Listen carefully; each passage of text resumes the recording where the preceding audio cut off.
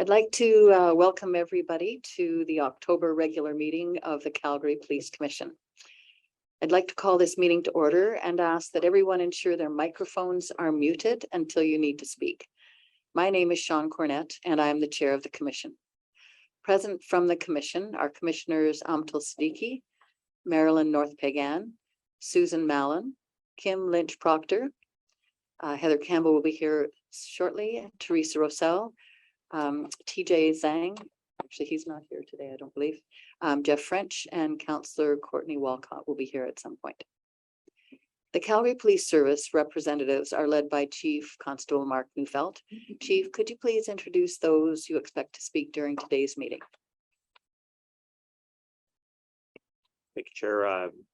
Superintendent Joe Barrar will look after that. So with us today, we have Chief Mark Neufeld, Deputy Chief Chad Topic, Deputy Chief Raj Gill, Acting Deputy Chief Ryan Ailiff, Acting Deputy Chief Asif Rashid, Executive Director Catherine Murphy, and Director Michael Nunn.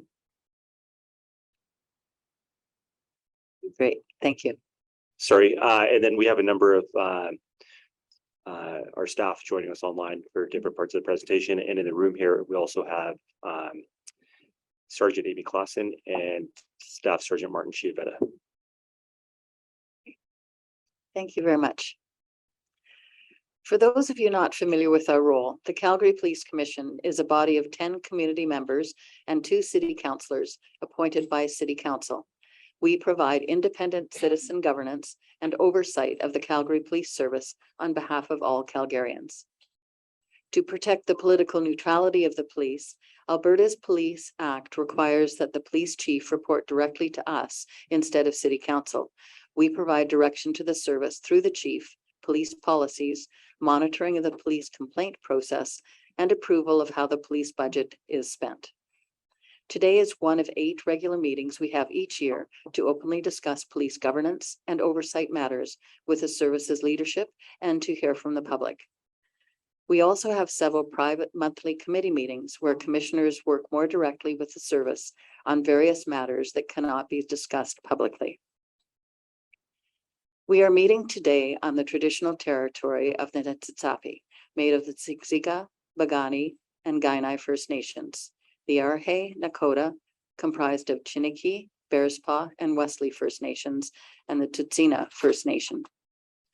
These are the people who made the treaty with the Crown, forming Treaty 7 territory.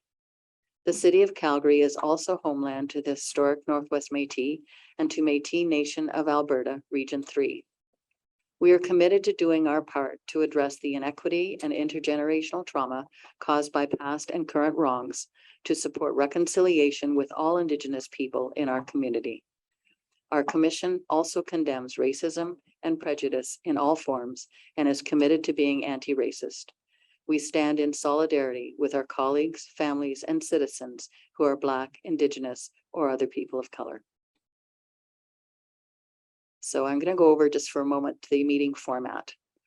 The public session of this meeting is being live streamed and a recording will be posted online so we can make it available to those unable to attend.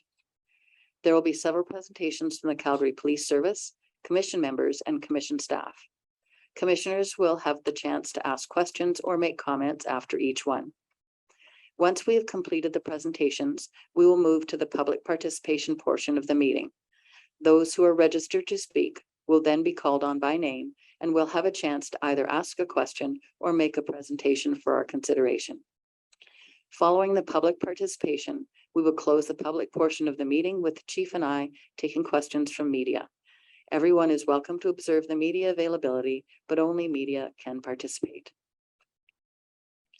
To start our agenda items, I will now call for declarations of pecuniary interest or conflict of interest from the commissioners. Hearing no declarations, I will now ask for approval of the agenda.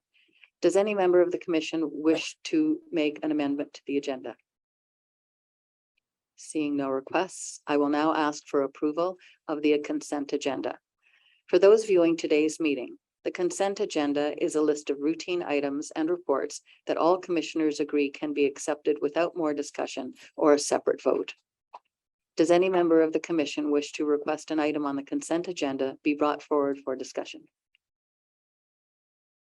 Hearing none, I declare both the agenda and the consent agenda approved as presented. We'll now move on to my report. For my chair's report, I would like to start by thanking two commissioners who will be leaving us this fall after deciding not to let their names stand for reappointment. Commissioner Pam Karnick and Councillor Courtney Walcott both joined us a year ago and have made significant contributions to our work. We have appreciated the different perspectives they have brought to our table and the passion that they have for ensuring policing in our city is the best it can be. Commissioner Karnick, though she's not here right now, had a deep knowledge of Alberta. Her extensive business and leadership experience brought forward in insightful questions and discussions they were a great addition to our committee work and commission meetings. Thank you, Pam. Councillor Walcott, you've provided important perspectives on community safety and through your recommendations have highlighted ways in which we can build stronger partnerships and relationships within our community for the benefit of all Calgarians. Thank you for being a valued voice and our partner over the year, and we hope that you continue to share your insights and perspectives in your role as City Councillor. You will both be missed, and on behalf of our colleagues here, I want to wish you all the best and thank you for all you've done. Thank you. City Council is in the process of making their next appointments to our commission. The decision on who to appoint were made at Council's recent organizational meeting and will be announced once security clearances are complete, which is generally a few days to a week. Our commission has also formally made a submission to the service to City Council for the city's 2023 to 26 service plan and budget. Details will be made public in November, but we believe the submission will continue to support the transformational work underway at the service while keeping public safety a top priority. The budget submission also has a heavy focus on better looking after those who we serve. The demands on both police officers and the civilian staff at Calgary Police Service continue to increase, and we want to ensure we are supporting them while they protect us. Thanks to the ongoing work of the service to find efficiencies through technology and better deployment models, we are pleased to be able to accomplish these things with budget increases below the rate of population growth and inflation. As a commission, we've also been honored to attend several important events over this past month, including the annual Chiefs Awards Gala and the Chiefs Youth Courage Awards. Congratulations again to all of the citizens and police service employees that received awards for outstanding acts of heroism, de-escalation, and life-saving. We were also honored to be included in the Walk for Healing with survivors of the 60s scoop. Events like this provide our commissioners with important opportunities to hear the stories of how Canada's history with Indigenous people has personally impacted many in our city. I'd also like to acknowledge some of the other activities the commission members have undertaken. Commissioners French and Mallon took part in ride-alongs with officers of the school resource program. Commissioners French, Karnick, and Lynch Proctor attended line of duty death dedications. And I was fortunate to attend the celebration for Mr. Brian Ferguson as he stepped down from the leadership of the Calgary Police Youth Foundation. As a founding member, he has been integral to its success in helping youth at risk in partnership with the Calgary Police Service members. Finally, I want to once again thank the members of the Calgary Police Service for their tireless work this past month. We have sadly added a few more suspicious death investigations, including one into the death of a child. We know cases involving children are especially hard on officers, and our thoughts are with them. We are also thankful for the major cases that resulted in charges, including one of the suspicious deaths, a string of random assaults downtown, a hate incident at an Orthodox church, an arson, an armed road rage incident, and a violent sexual assault committed by a high-risk offender released into our community just days prior. These cases have a significant impact on Calgarians' feeling on safety in our community. While there is a role for all parts of the justice system to play in addressing these cases, we are grateful to the service for doing your part well. The service has also continued to show innovation in addressing things that are important to our city. I learned this month that officers in the downtown mountain bike unit have been using social media to help reconnect owners with recovered stolen bicycles when the usual channels fail. This service this month also announced an extraordinary partnership with the Alex Distress Center and Calgary 911 that is piloting a process for diverting 911 calls where a person is in crisis to social agencies instead of the police when an officer is not needed.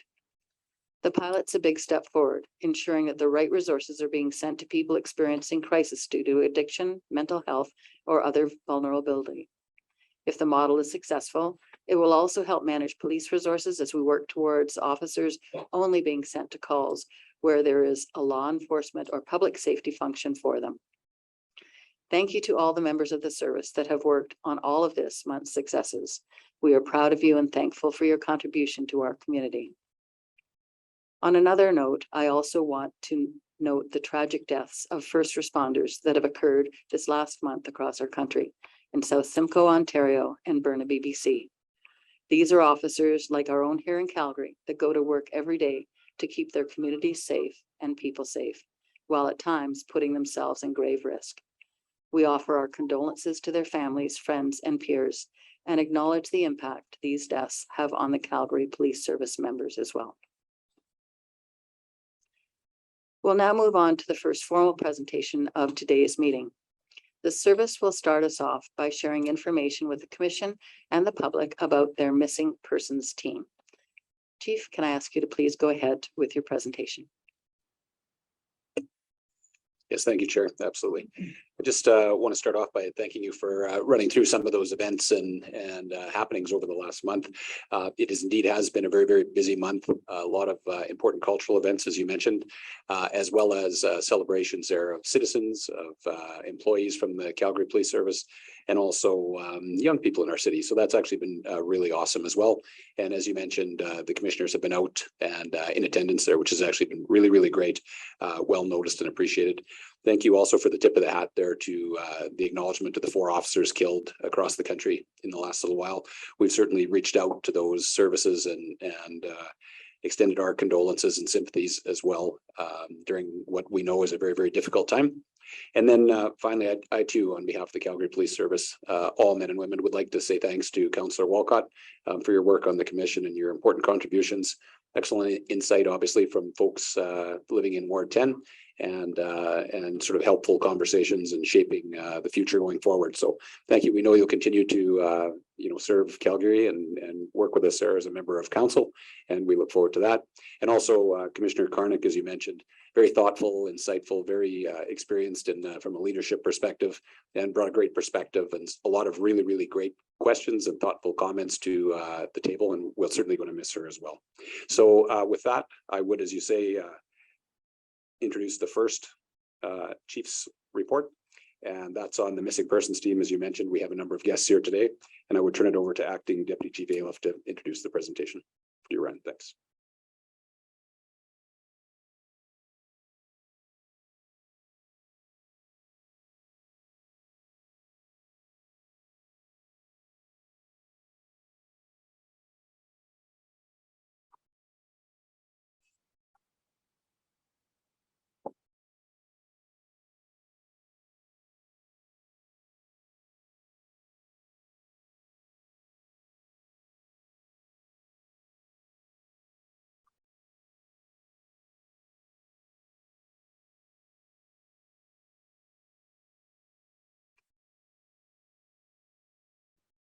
Okay, thank you very much, Chair, Chief, for the introduction.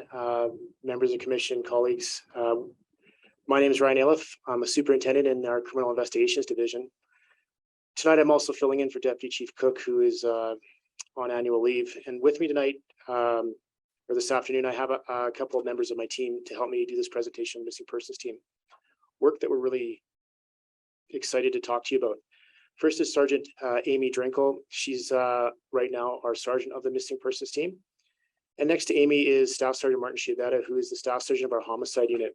And Martin's going to represent our investigative portion of our missing person efforts. I have control of this, I guess.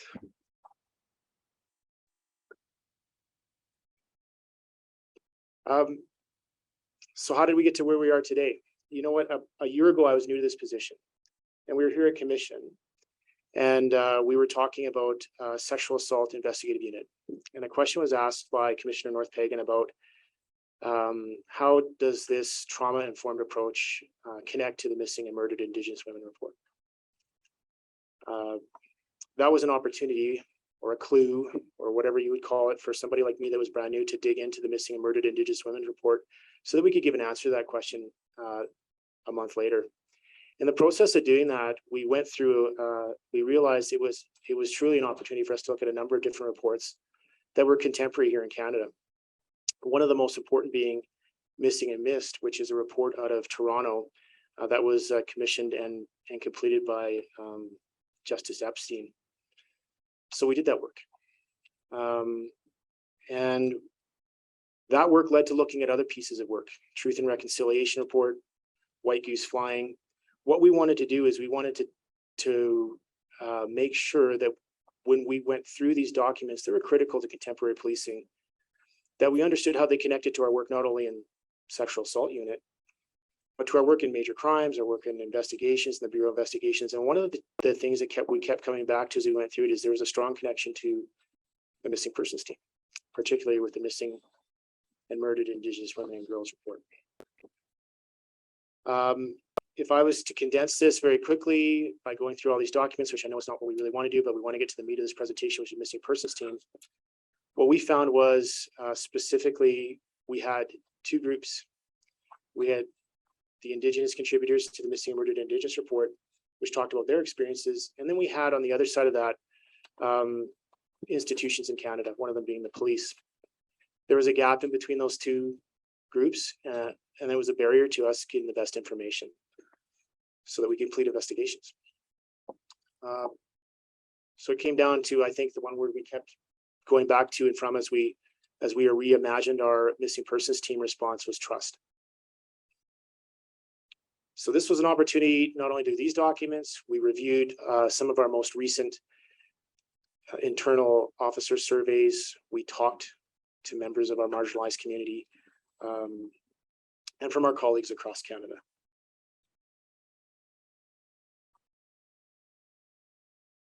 It worked. So let's go back to missing and missed out of Toronto. And this is actually not a necessarily it wasn't as bad as we expected it to be, given there was 151 recommendations out of the Epstein report. We were actually in a pretty good place. And what made Calgary different from Toronto? So to give you that answer, I'd have to give you sort of just a general understanding of those 151 recommendations. 80 of them probably applied directly to policing and the systems in policing.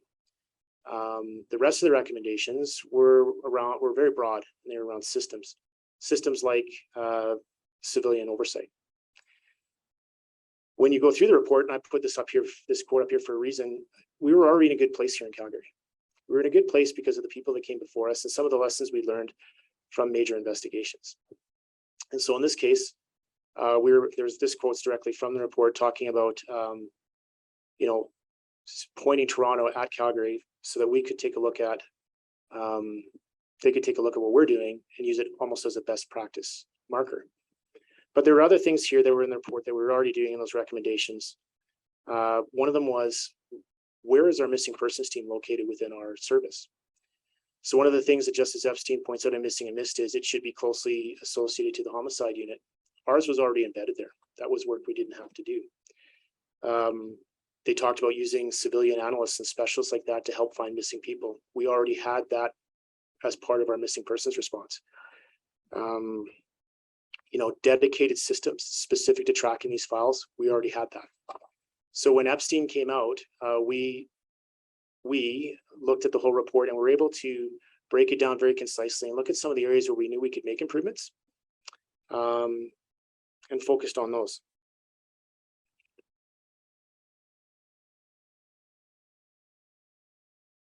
Thank you.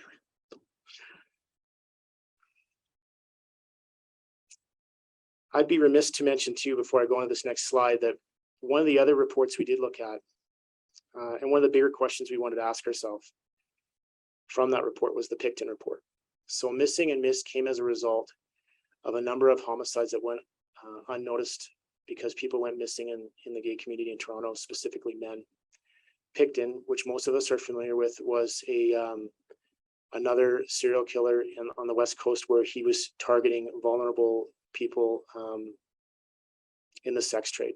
And so lots of people went missing in those cases before the community and the police were able to catch on. One of the questions we asked ourselves when we were putting our team together is, would we miss those signs? Do we have something right now that would allow us as the missing persons team or the homicide unit to recognize that was happening in our community? So you see some of the things we looked at here. We conducted a review of where we were currently. We talked to the team, who will be talking to you shortly. We addressed some of the issues that we heard from the front line.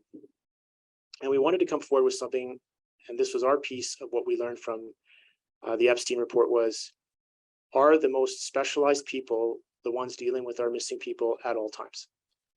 And the answer was no, because we didn't have coverage 7 days a week. And we didn't have the ability to, at that time, to call out an experienced missing persons team member to high risk calls at any time to help our frontline leaders. So the other question was, historically, if you're not missing in a contemporary space, like within the last week or 6 weeks or a year, how many missing people do we have in the city of Calgary? And we couldn't answer that question. And there's a number of reasons we couldn't answer that question. Some of them were systems reasons. I'll give you an example. Historically, I think it was until 2011, CPIC would purge, where we put our missing people on. Every 5 years, they purge those records out. So unless we were tracking the files, every 5 years they'd be purged at a CPIC. That made it difficult. Another thing that was as part of our internal tracking system was, at that time, an individual investigator that was working a missing persons file without consult could close the file based on their own findings. And so there wasn't a central repository or a tracking system. And so we made changes to that as well. We went back in time and we found every single person that had been purged on CPIC that hadn't been found. And we did that work, and I don't want to steal Staff Sergeant Shibetta's thunder, but we've done that work all the way back to where we have the records that we can track, and we're going to go further back on microfiche.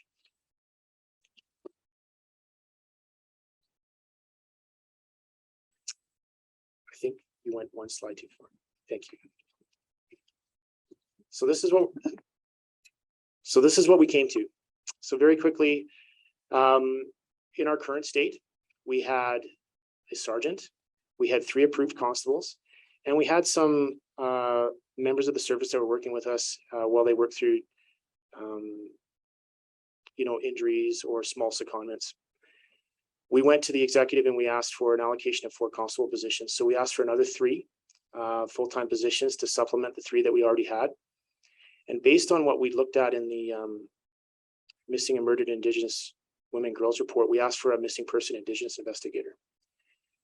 And so that was a special ask that we came forward with based on what we felt was a Calgary solution to a Calgary issue. And let me explain that. At the end of the missing and murdered Indigenous women and girls report is a section called Calls to Justice. In 9.4, that Calls to Justice section, it lays out pretty clearly what some of the solutions the authors of that report felt it would be best for policing in Canada and best for policing agencies to implement to connect to their communities. Another part of the report is that if you're going to implement any of these things, you have to do it lockstep with the community. And so that's the work that we were doing for the past year, is connecting to the community and saying, if we did this and we created a position like this, one that we hoped would be the first of many throughout the province that could be used to connect a lot of these communities to help track down some of these vulnerable missing people, how would you like it to work in the community? And so we've got lots of great feedback, and we'll tell you about that as we go through. And so we asked for that Indigenous investigator. The reason we got it is because we have the work for it here in Calgary. 40% of our daily missing people that go missing are from the Indigenous community. We can give you the stats yearly, and I'll let Sergeant Drinkle do that.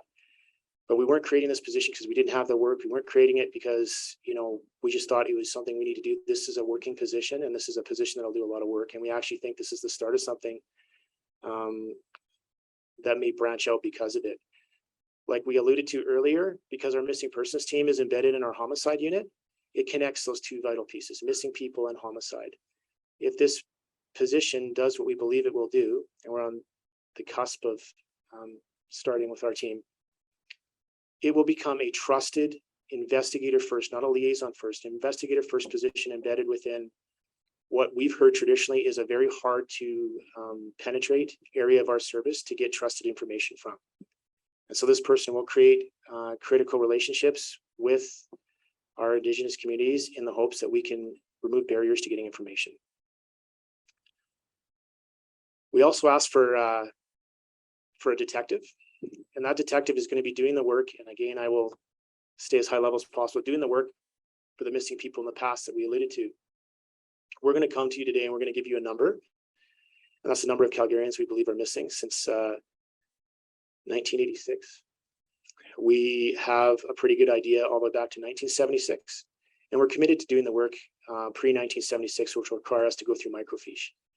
We like to be able to tell Calgarians in a good way, and I know this is a dark topic because these people are missing in some cases, and we're going to tell you where some of them may be and what missing actually means and why that number may be a bit smaller.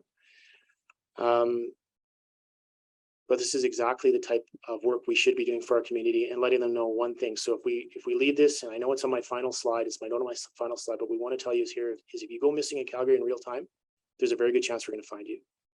If we can't find you in real time, we're not going to stop looking for you until we do. Full stop. I should mention this too, and the chief asked me this before we came in here too. How are we communicating this out? Amy will get into more of this as we go through, but we have a Q1 comprehensive training block for our frontline personnel. One of the other reasons we got this is we did a lot of work, and I skipped over this, I shouldn't. We actually were able to show how much time our frontline is spending on some of these high frequency calls. So for example, chronic runaways. We found that there was approximately 12 full-time positions worth of work happening a year. So when we went in and we asked for 4 positions, it was a deal for us, and it helped sell it. So that this is an efficiency we're creating for the front line. So it was something that came up in our surveys of the frontline officers. They find these calls very frustrating. This team does not. They're excited about locating young people. They're excited about locating high-risk people. Everybody that goes missing, they're trying to find them, and Amy's going to talk about that today.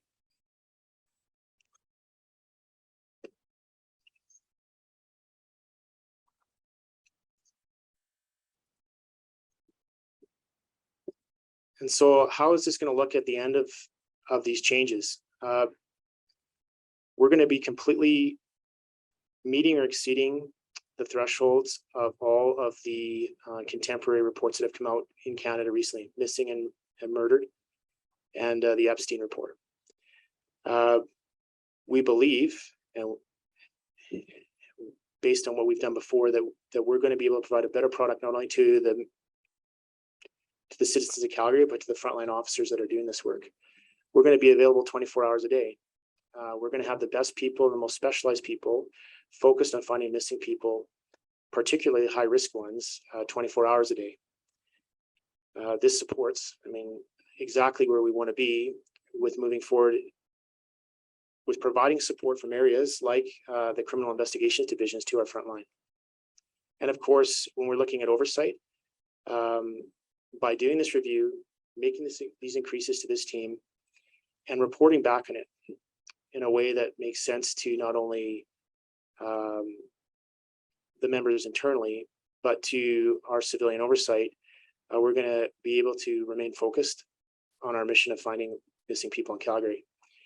So that was one of the other things that we've been working with the Police Commission, is that as a result of missing and missed, one of the recommendations was civilian oversight should have a line of sight into what's happening with missing persons in their jurisdictions. And we believe we can offer a few, and have been in conversations with the Police Commission on how that would look moving forward.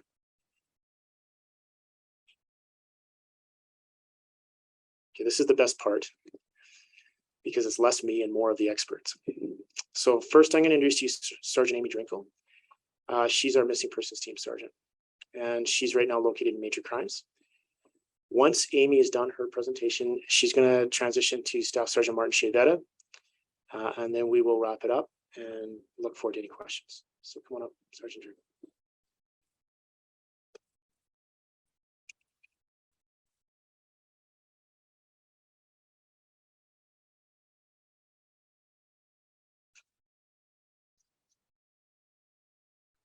Good afternoon. Thank you for the opportunity to come and speak before you today. I've been the sergeant of the missing persons team since July of this year. I would like to first and foremost provide an overview of our team, our operational processes, as well as our responsibilities. Our missing persons team will have 7 constables, 1 being responsible for the Indigenous missing persons investigations. Our missing persons unit will be scheduled 7 days a week. The missing persons team Indigenous portfolio constable will be responsible for understanding the Indigenous culture and history to ensure that CPS continues to respect customs and protocols. They are responsible for understanding the culturally sensitive teachings, practices, and learnings of Indigenous persons residing in Alberta. The missing persons team is within the major crime section, within homicide. This allows for information to be shared and to collaborate on investigative strategies when a missing persons file is deemed suspicious. There are different types of missing persons complaints. High risk, which is determined by age, environmental factors, cognitive level, or potential of harm to themselves or others. Also, we have low risk, suicidal, chronic runaway, hospital pass or absconder, or a long lost relative, when a missing person is missing or out of contact from family or friends and not seen for over a year. A member of the missing persons team conducts a daily check of any new and all active missing persons reports. That's my responsibility unless I'm not at work for the day, and a team member that is trusted will conduct that check. This review ensures that the appropriate investigative steps are being done and to determine if escalation is required to reassign from patrol to the general investigation unit or to us, the missing persons team. All missing persons investigations will remain open and will not be closed until a person is found or determined to be deceased. We will have an internal 24-hour, 7-day-a-week on-call phone, which we currently have in place, which I have with me all the time, unless I do provide it to one of my team members to cover. We ensure that we can be contacted and engaged on any high risk or endangered missing person investigation by our real-time operations center, our general investigation unit. And a note that I would like to make about a potential misconception: you do not have to wait 24 hours to report someone missing. Our members work closely with the Office of the Chief Medical Examiner. We assist with the investigation and identification of unidentified human remains. Our members are also responsible to provide next of kin notifications once identification has been verified.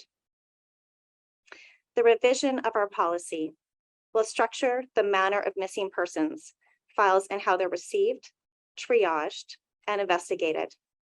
Patrol will not be dispatched to chronic runaway or hospital patient-related complaints. All those files will be referred to the missing persons team once we are up and running, which will result in a reduction of calls for service of approximately 60%.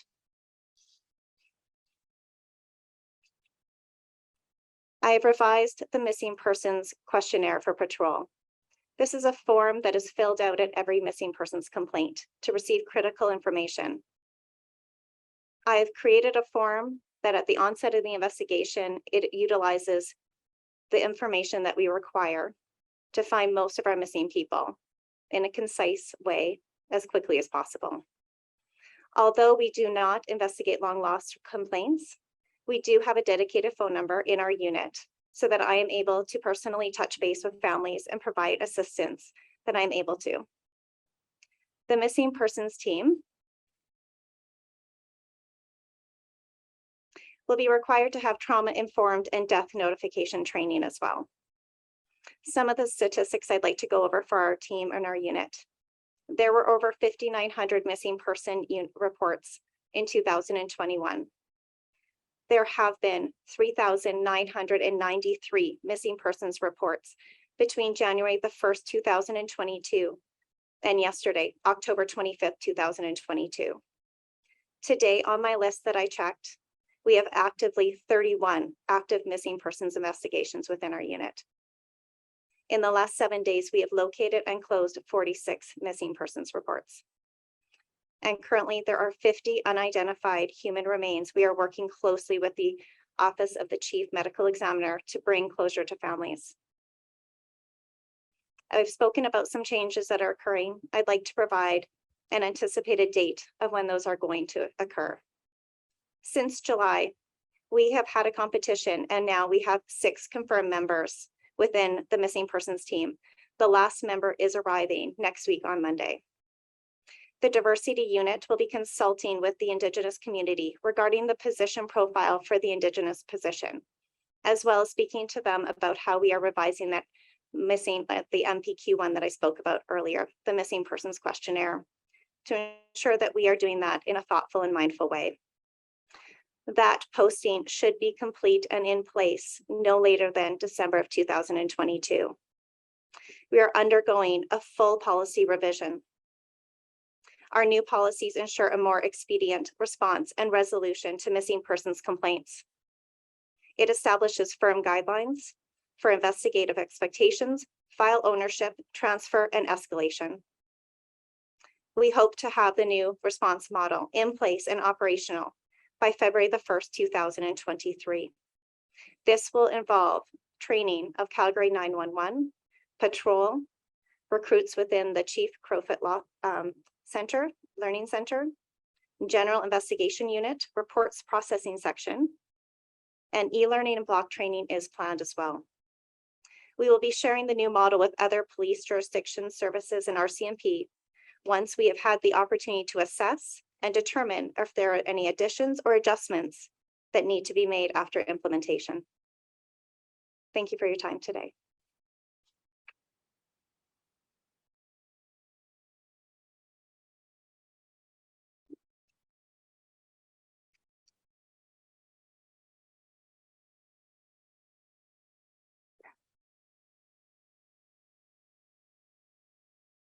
Good afternoon, and thank you for the invitation. My name is Staff Sergeant Mark Chavetta, and I've been with the Calgary Police Homicide Unit since the beginning of 2017. Like Sergeant Drinkle said, we work very closely. Homicide and missing persons, our offices are co-located beside each other, and we have, of course, daily conversations on prioritization of risk. So obviously we're talking about moving forward, but at the same time, we also wanted to look in the rearview mirror and really understand where we were at in relation to some of our historic missing persons. With that, we're very fortunate to have one of the most passionate, dedicated, and committed officers, Detective Christopher Metz, who presented a couple of weeks ago. He's currently on annual leave, and I'm sure my presentation won't do justice to his enthusiasm. But my goal today is just to explain that we are, looking at historical missing persons in the rearview mirror, and we really wanted to pull back the carpet and understand how many people have gone missing in Calgary and how many are unaccounted for. Obviously, to provide closure to the community, but also more importantly to the families. With that, we look back till 1986 and was able to determine that we have, between 1986 and the end of 2021, 67 missing people within Calgary that are currently unaccounted for.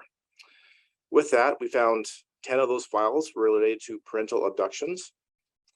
2 files involved homicides where we have not located the remains of the homicide victim, and 2 files where we have remains, but we don't know which investigation they fall into.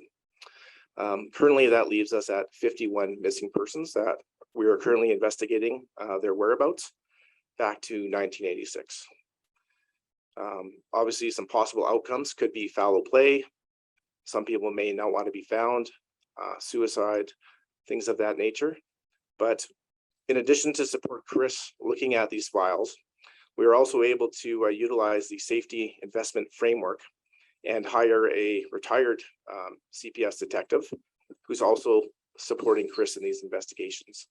Through those investigations, between 1992 and 2013, for example, we suspect 5 are related to foul play. We're, as Acting Chief Aliff spoke earlier, we are certainly committed to go back as far as we can to the inception of the Calgary Police Service in 1885. The records from 1976 back to the inception are on microfiche, so obviously that's going to be quite a process going through. So right now we're concentrating on the end of 2021 back to 1986, where the records are more robust, and we're systematically working through that. Hopefully in a year from now, we will be able to come back to commission with a number far less than 51, and that would mean that we provided some successful closure to families. In addition to Sergeant Drinkle's presentation, we are working closely with the OCME, and I should point out that those unidentified human remains were also found in RCMP jurisdiction. So we have approximately 50 unidentified human remains. 25% may be related to the Calgary area. The rest are in the RCMP jurisdiction. Thank you.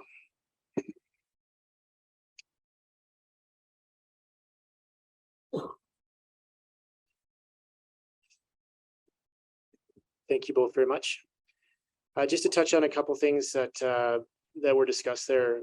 The 24-hour misconception is a real one for us. People say they waited 24 hours to call us. Our message to the community tonight, if you've heard it from Sergeant Drinkle, you hear it from me, is, you know, if you feel your loved one is missing and you can't find them, you call them as soon as that occurs. I've lost sight of my son in the mall for a minute, and for 1 minute I was panicked. If you're getting into those spaces where some of our Calgary families are getting, where it's 5 minutes, 10 minutes, 30 minutes, please call us and we'll help you find your loved one. The MPQ form, so that actually stands for missing persons questionnaire. Okay, and I just wanted to provide a little context to that. We started that form, and what this is it's a checklist.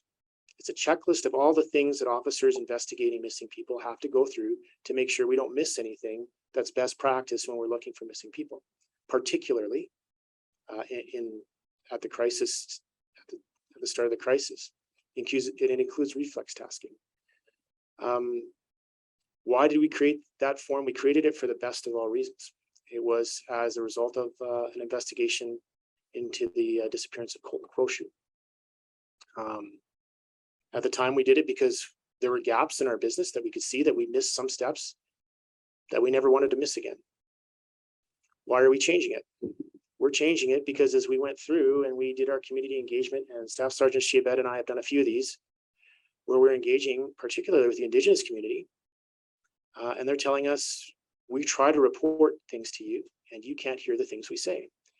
And one of the reasons why we weren't hearing them is because the form itself was structured in a way that it only understood families, you know, non-Indigenous family structure. So we changed it.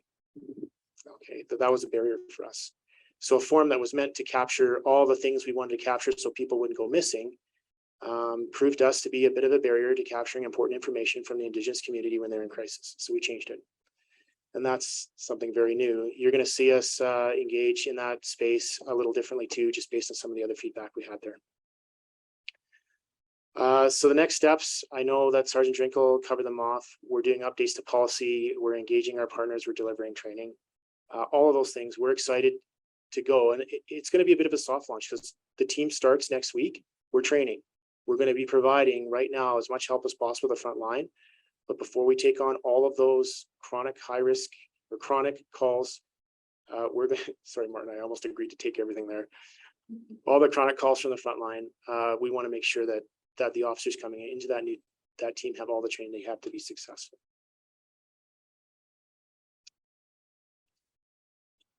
So in closing, again, this is where I have it in my speaking notes, and I've already said it to you already. If we want you to hear that, if you lose a loved one, please call us. It's highly likely we'll help you find them. Okay, we are very good. If you call us as soon as you realize somebody's missing. If we don't find them, we'll continue to look for them until we do. So we're not going to close any files anymore. That doesn't happen here in Calgary. If you're missing in Calgary, remain missing until you're recovered.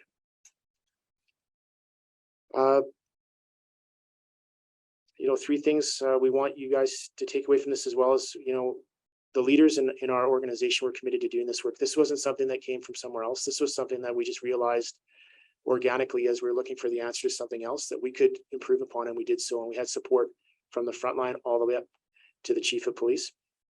And we're very excited to see how it pans out moving forward. So with that, and I wasn't paying attention to the time. I don't know how much. Okay. We're open to any questions. I'll just say thank you very much for the presentation. It's remarkable, the work that gets done, and I think it's just the statistics and the volume of the problem and such is probably something that the majority of Calgarians have no idea, absolutely no idea. So I will just make one comment and then open up to questions. It's back to how do we share at least a little bit of this with the general population, in particular, the idea of 24 hours. Because the sooner you have the information, the sooner you can, and it's like kids go missing, right? And as soon as you know, you're far better chance of finding them. So it's just about communication. I expect that you have plans going on in the future. And you've heard this from me before, but we can do our very best, and we can tell you the number of people that will watch this Zoom presentation later, not many. So how do we get it out to the city in terms of, first of all, the excellent work that's being done in history, and the fact that they also have a shared responsibility when they feel they have someone that's gone missing, they need to call right away. So I'll leave it at that. Thank you very much for the comment. And I can tell you we're fully engaged with our public affairs unit. We have that's coordinated to come out in stages as our team's ready to come out, the updated messaging about our capabilities. But we have consistently been messaging the 24-hour rule. It's just the more we can say it, the more we hope that people hear it. Thank you. Questions from commissioners? Commissioner Siddiqui. Thank you very much for that presentation. That number, when you said 5,900, that's quite shocking. And that's one thing I think that we should share, if you can, the amount of volume of work that you're doing. My question was around protocols for communication with family members who have members go missing. Is there some sort of, like, do you follow up 24 hours, 48 hours? If the case goes longer where you haven't found them after 6 months or a year, sort of how do you make sure that the families are kept up to date on what's happening?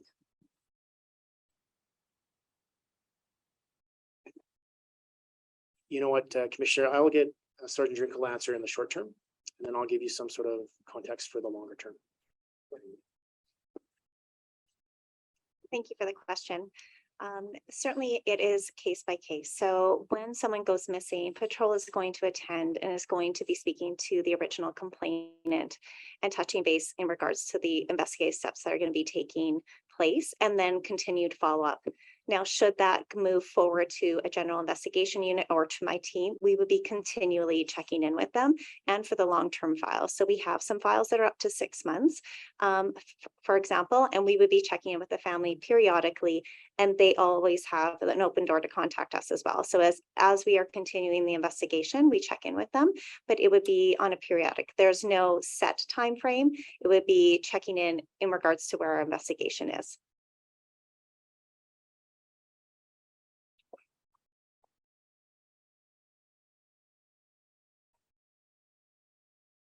Thank you.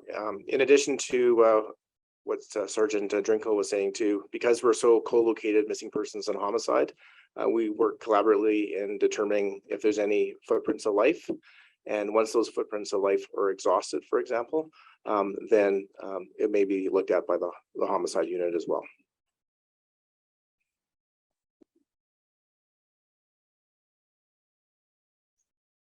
Thank you both. And so just to give you an idea of some of the other work we're getting into, when we look at post 6 months or when footprints of life are exhausted and something goes cold, one of the bodies of work we're undertaking right now too is just a result of something we realized that we should be doing is we've done an unsolved homicide report, which we're still digesting. We're going to be working with our victim assistance unit, which is sort of a common practice that happens in other jurisdictions. So this isn't something we thought of on our own. It's established elsewhere. If we have lost contact with victims or for whatever reason we are not consistently talking to them, we're going to embed a cadence for contact that comes from our victim assistance unit that can reach out to families at a regular pace.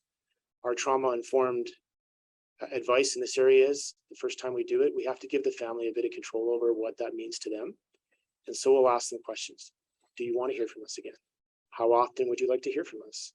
If we find something out, something new about your case between this conversation and our next scheduled one, would you like us to call you at that time?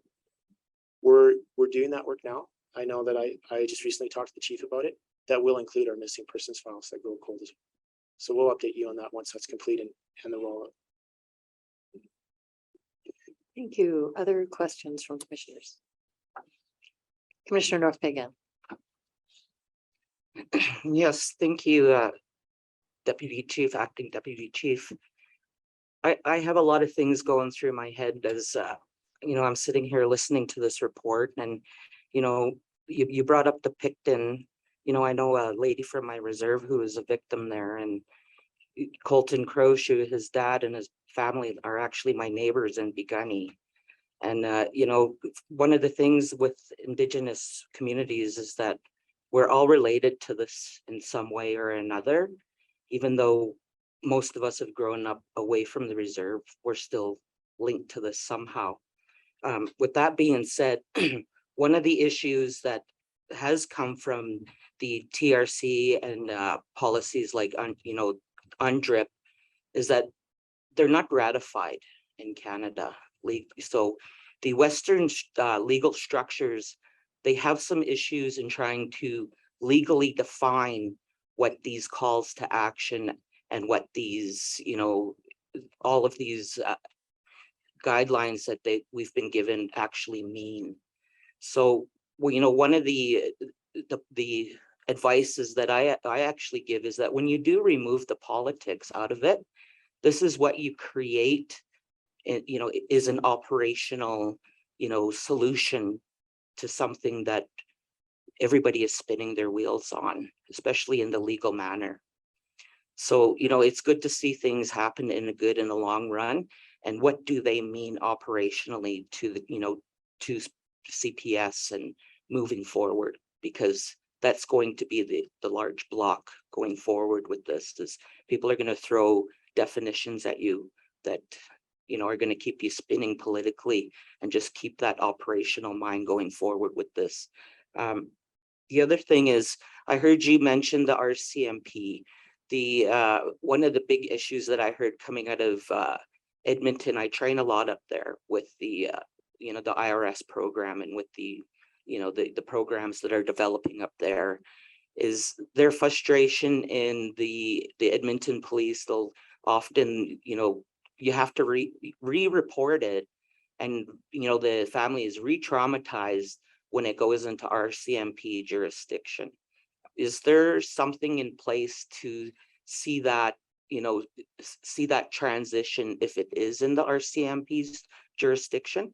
And what does that look like? And also too, one of the big things that I've been seeing being developed out of the Musqueam is they're creating an app for their high-risk folks in Edmonton, that they can turn that on when they're going into a high-risk situation.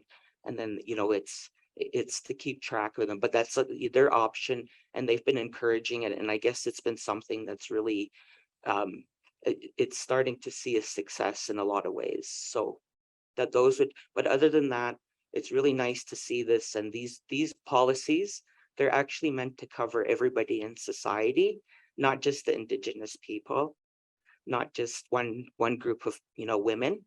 once you implement all these into your structures, they cover everybody in society because those were the gaps that were identified. That's all I had to say. Thank you very much for those comments, and everything that you mentioned there, we've heard before at our feedback sessions. We've heard about reporting in Calgary, but realizing it's actually police jurisdiction or the RCMP, and that's one of the things that's on our list to address. I don't know much about the app that you talked about, but one of the assurances that we want to give you is that we are regularly attending meetings in the space of missing and murdered, important Indigenous groups around domestic violence, so that we can get this kind of feedback. That's exactly the space that we have to be in. And yes, you're right. In those groups too, and in these reports, it talks about other marginalized groups. This is an investigative job. It's not a liaison job. And so the instructions given to Amy through Martin is, if the Indigenous investigator doesn't have any missing Indigenous people, they'll immediately transition to the next most risky file that we have to assign, and vice versa. And so to your point exactly, everybody on this team is pointed directly at solutioning missing people, and we'll continue to look at some of these things. I'll connect with you afterwards about that app. That's one thing that we haven't had come forward yet. So thank you. Commissioner Walcott. Thank you so much for the presentation, everyone.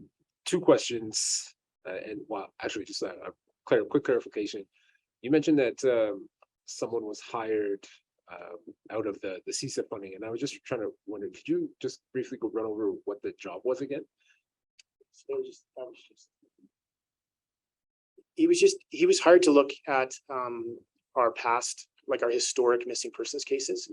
It was a heavy lift. Like when we decided to look backwards in time and say, you know, what's missing, what was purged, what wasn't. There was some administrative pieces there too that we didn't mention that caused some confusion that we had to sort through. And at the end of it, we ended up getting a pile of missing persons reports that we had to go through and make sure, like, was work done on them? If work was done, why were they closed? And so that person was hired just for that reason.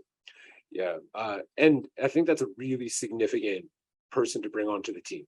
Like, I think that's a really significant person to bring on. I'm actually a little more curious about how the funding source was chosen for the community safety investment framework. I'm not sure. I was wondering if someone could potentially speak to how that funding source was chosen for that particular line of work. Commissioner, I can answer that question for you, sir. So when the Community Safety Investment Framework was conceived in early 2021, representatives from the City of Calgary met with our partners at representatives from the CPS met with our partners at the City of Calgary, and an assessment evaluation framework was created to assess and intake different projects or items that needed to be funded. There was agreement between City administration and CPS members on the project team that the applications would be weighed against a number of set criteria. The CPS outcome areas were to further our anti-racism commitments from the fall of 2020, while leveraging and strengthening partnerships in the community and fulfilling our commitments to be a more equitable, diverse, and inclusive workforce. I don't actually have the scale at which each individual project was scored. However, I can advise that next month, the evaluation of that scale and of the first year of CSIP investments is coming forth to this table, and that'll be included as an appendix. But every one of the 27 projects that was funded through the CPS and about 24 through the City of Calgary was weighed against that scale and evaluated by that multidisciplinary panel. Amazing. Thank you for that answer. And as a citizen, I will be watching. I'll be one of the 8 people watching. The follow-up question I had was one on the additional, I believe it was the missing persons team Indigenous investigator. Is there a requirement for that to be a sworn member, given kind of the unique, I would say, relationships that would often be considered in doing such a line of work? I just know that as a perfect example is that some of the kind of like traditional systemic requirements that the city has been trying to follow through with our own Indigenous Relations Office has tended to be it's in itself its own barrier. And then, so I was wondering what some thoughts were about whether or not that's a requirement to have a sworn officer or actually just like a community partner specifically working with the missing persons team.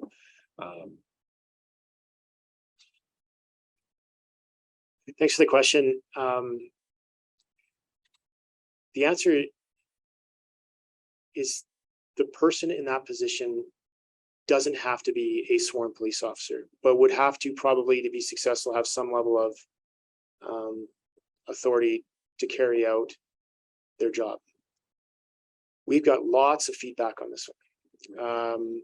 And it doesn't necessarily, so right now, the person filling that role and helping us do it is a member from our Indigenous liaison team as a secondment, because the relationships already existed there and there's already a pre-established trust in the community with this person. So we want to have as much success as possible. That's going to have to transition to somebody else. The Indigenous community would like it to continue to be an Indigenous member. We are open to all sorts of things. We've even discussed, does it have to be a member of the Calgary Police Service? Could it be a member of another service with the same goals? Like, you know, the JFO operation with potentially another police service is a good way to create strong bonds and bring areas closer together. I guess the answer I could give you is right now, it's going to be a sworn officer. Like everything else with this team, if something tomorrow comes up that's better practice somewhere else, or somebody's doing something that helps find missing people quicker, more efficiently, faster, because they're using people in a different way, then we'll look at that very closely and we'll change if we have to. Okay. I know we're getting into like operational conversations in that space, so I won't dig any deeper there. So thank you. I appreciate that. Are there any, Commissioner Rosell? I'm going to get this mics figured out at some point. I was just wondering, you had made a comment about, so there's the add of 4 people, but it's going to alleviate the equivalent of, I think it was 10 or 12 people's work on the front line. Can you just talk a little bit about that, like about how that works? Is it because the 4 people are just so familiar, they can do all of that work a lot more efficiently, or is there more to it?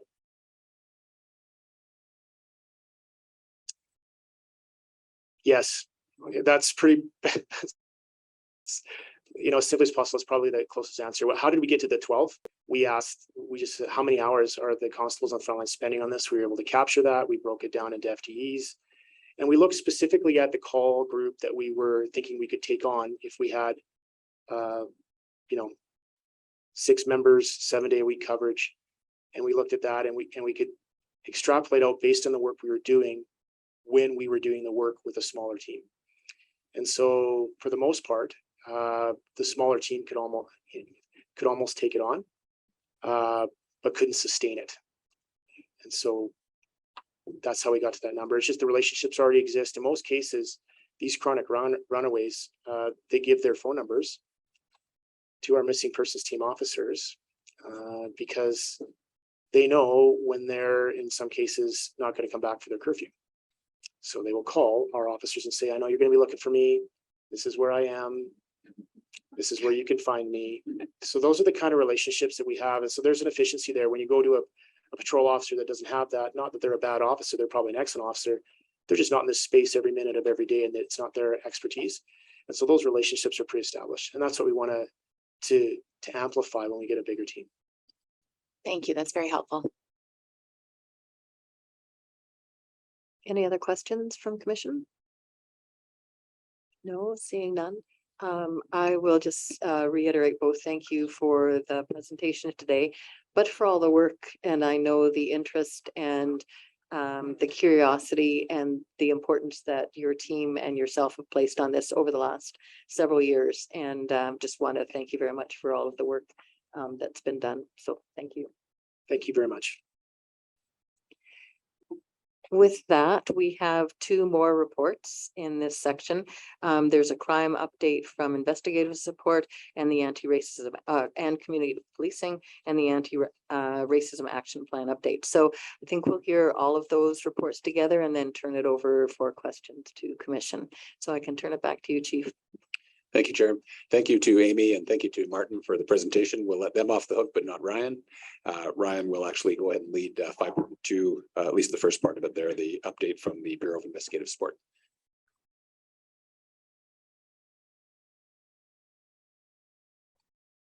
Thank you, Chief. So since we last met, we've had 2 new homicides, specifically in the last 72 hours. I know we mentioned those before. We have 23 homicides for the year. The first homicide on October 23rd has already been cleared by charge. The homicide occurring most recently, we have just recently put out information to the public, and we believe strongly that that we'll be able to clear that one fairly quickly as well with the public's assistance. So our homicide clearance rate for 2022 jumped significantly since our last reporting and was sitting at 71%. But with the 2 most recent homicides, it dropped slightly to 70%. So our clearance rate now is 16 out of 23 files. Our homicide unit has been very busy working on clearing July homicide of Sean McCormick. And on September 8th, charge approval was granted for first-degree murder for Devin Shedrick. And on September 22nd, a Canada-wide warrant was issued resulting in Shedrick's arrest. As of October 25th, we have had 116 shootings in Calgary this year. By this point last year, we were at 80 shootings.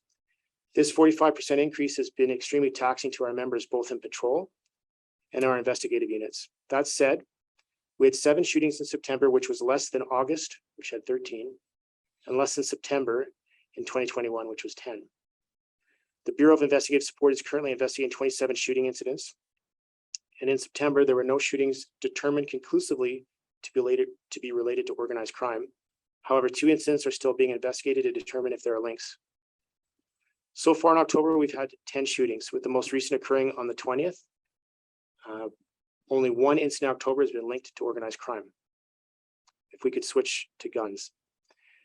We've assigned a total of 389 crime guns for the year compared to a year-end total of 550 last year. There are 46 guns assigned in September alone. Most guns seized are rifles, so that's 34% of the total seized, and airsoft guns at 29%. Handguns comprise 70% of our total seizures. Robberies. So we've had 34 commercial robberies in September, 4 of which were pharmacies. 12% of all commercial robberies are pharmacies. Our year-to-date total number of pharmacy robberies is 66, and by the end of September, we had 315 commercial robberies. This trend appears to have slowed down, as has the trend of robbing cannabis stores. In addition to the offender management efforts undertaken by our robbery unit to focus more strategically on these offenders, we can also credit these declines to the recent decisions made to target harden by both the AGLC and the Alberta College of Pharmacy. The trend we are starting to see more here in Calgary is robberies of liquor stores targeting more expensive liquor. Overall robberies are still trending up with 760 occurrences to date. This is driven by the upward trend in commercial and roll job robberies. Lastly, domestic violence. Our domestic violence risk assessor team received and assessed just over 2,000 occurrences in September, which represented 2,946 people. Of those people, there were over 10,500 risk factors we identified that may have contributed to their contact with us. The top 3 risk factors were history of domestic conflict in a relationship, recent or imminent separation of subjects, and a history of domestic violence in the relationship. Generally, we have a low presence or use of weapons identified as a risk factor in these occurrences. However, we have had a case in September involving a man demonstrating concerning behaviors both at home and at work, which included waving a gun in the air. Proactively, our elder abuse response team began working with both our firearms unit and NWest to review this man's possession and acquisition license so his firearms could be seized before a serious incident could occur. That's it. Thanks, Ryan. We'll transition to the Bureau of Community Police and Crime update. And I know I submitted the report, so you have a summary of kind of the high level crime categories and the trending both for the month of September, but also year to date. So some positive things being seen and experienced in September with things kind of normalizing in some categories year to date. I'll just go over some of the highlights. Ryan already spoke to the domestic crime, violent offenses and reporting, so I'll leave that there. The non-domestic violent crime was at anticipated levels for September with 577 incidents, with the most significant category being assaults, which were at average levels. Compared with September of last year, it was significantly lower in volume. There was 577 in 2022 and 682 in 2021. Given the downward trend in September year to date, numbers are in line with the 5-year average, so that's encouraging. Residential and commercial break and enters have declined as compared to the 2021 numbers by just over 9% per category in September, and are both below the 5-year average on the year to date numbers. Residential break and enter activity dropped notably in September.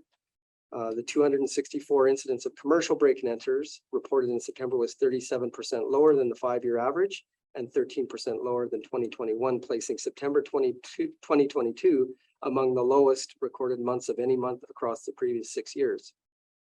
So the property crime picture is looking better in that regard as far as reported crime.